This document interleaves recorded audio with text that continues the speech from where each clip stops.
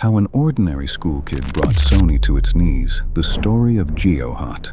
April 2011, San Diego. At Sony's headquarters, 4 servers reboot simultaneously, without anyone's command. Engineers stare at their screens, unable to understand what's happening. Within minutes, it becomes clear. Hackers have been inside the system for a long time. 77 million accounts leaked in a matter of hours. This became one of the largest data breaches in history, and it all started with a teenager known as GeoHot. His name was George Hotz, a regular guy from New Jersey who, from childhood, took apart everything he could get his hands on. Remotes, home appliances, school computers. It was those school computers that once played a cruel trick on him, or rather, on the school administration. George hacked the entire network and made every computer play Beethoven's Ninth Symphony. Instead of punishment, fame. He made the news. At 14, he appeared on a morning show on national television and demonstrated a self-built robot that could independently map a room and navigate through space. He was called a prodigy.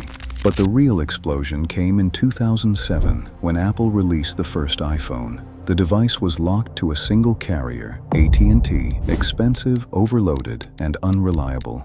Buying the phone of your dreams while being held hostage by one company didn't sit well with anyone, including 17-year-old George. He picked up an iPhone, a soldering iron, and a screwdriver. In less than 3 months, he reverse-engineered the entire device, rewrote the baseband processor commands, and created a program that freed the phone from its carrier lock. What took Apple years to build, he took apart and rebuilt over a summer. He posted the result on YouTube, and the internet exploded. Apple watched with mild amusement. Steve Jobs shrugged. It's an endless game of cat and mouse. Steve Wozniak wrote Hotz a personal letter and called him a pioneer. The unlocked iPhone sold at auction for a Nissan 350Z and 3 new Apple devices. George became a legend, but legends rarely stop at what they've already achieved. In late 2009, Sony openly boasted, the PlayStation 3 was the first console in history that couldn't be hacked. 3 years on the market, thousands of attempts, and not a single success. For Hotz, it sounded like a personal challenge. For several weeks, he barely left his room. He hardly slept. His target was the hypervisor, the system that controlled which programs were allowed to run on the console. Again and again, the number 5 appeared on the screen. An error code that meant failure. George rewrote, tested. Weeks passed. And then the number 0 appeared. It meant he had succeeded. Sony had spent years convincing everyone that its console was unhackable. It took George just over a month. He released everything publicly, the vulnerability, the code, the instructions, simply because he believed knowledge should be free. Sony disagreed. On January 11, 2011, the corporation filed a lawsuit. The charges: violation of the Computer Fraud and Abuse Act, facilitating piracy.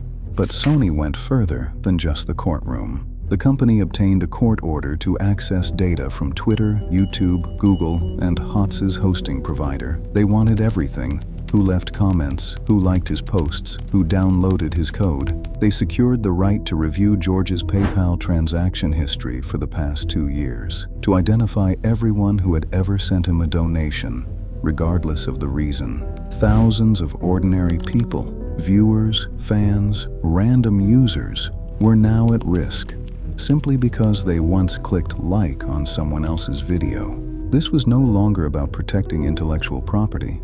It was a show of force, a message to everyone: don't mess with us. The Electronic Frontier Foundation stated openly, Sony is demanding control over a device they already sold you. This is a direct violation of property rights and freedom of speech. The internet erupted. Anonymous is not an organization in the traditional sense. There is no headquarters, no leadership, no membership cards. It's an idea, a collective of people united by one thing: a hatred of censorship and corporate abuse of power. One member opened an online chat, named it Operation Sony. People from around the world began to join. The decision was made quickly: a DDoS attack. Flood Sony's servers with requests until they completely shut down. A few hours later, Sony and PlayStation websites went down, but the attack spiraled out of control. Home addresses and phone numbers of company executives were leaked online. Some suggested organizing protests outside stores. Others sent faxes completely blacked out to burn through the ink cartridges. The situation was becoming dangerous and unpredictable. Hotz was horrified. He had always operated openly. He published his code, gave interviews, answered questions. He never hid. And now, alongside his name, stood people who were leaking private addresses and calling for chaos. On April 11, 2011, George Hotz signed a settlement agreement with Sony. He promised never to hack their devices again. The legal proceedings were closed, but Anonymous could no longer be stopped. April 19th, Sony's headquarters in San Diego, 4 servers reboot simultaneously. Engineers analyze the logs and realize they've been hacked, and not recently. The hackers had been sitting inside while no one was watching. On April 20th, Sony emergency shuts down the PlayStation network. Millions of gamers around the world lose access to the servers without a single explanation. A single line appears on the official blog. We are aware that some features are unavailable. We will provide more details as soon as we can. Thank you for your patience. The downtime was costing the company approximately $10 million a day. It wasn't until April 22nd that Sony acknowledged the breach. The company stayed silent about the possible leak of personal data. When the truth finally came out, the scale of the disaster shocked everyone. 77 million accounts. Passwords were stored in plain text, unencrypted. The hackers now held the key to dozens of other services where people had used the same passwords. May 1st, another blow. A breach at Sony Online Entertainment, another 24 million accounts. On one of the servers, investigators found a file named Anonymous, with text inside, "We are Legion." At a press conference in Tokyo, Sony's CEO walked out to face journalists alongside 2 top executives. All 3 bowed before the cameras and held the position for 8 seconds. It was the only thing they could do. The company's shares were falling. Investors were leaving. Class action lawsuits came pouring in one after another. The British regulator fined Sony $395,000 for violating personal data protection laws.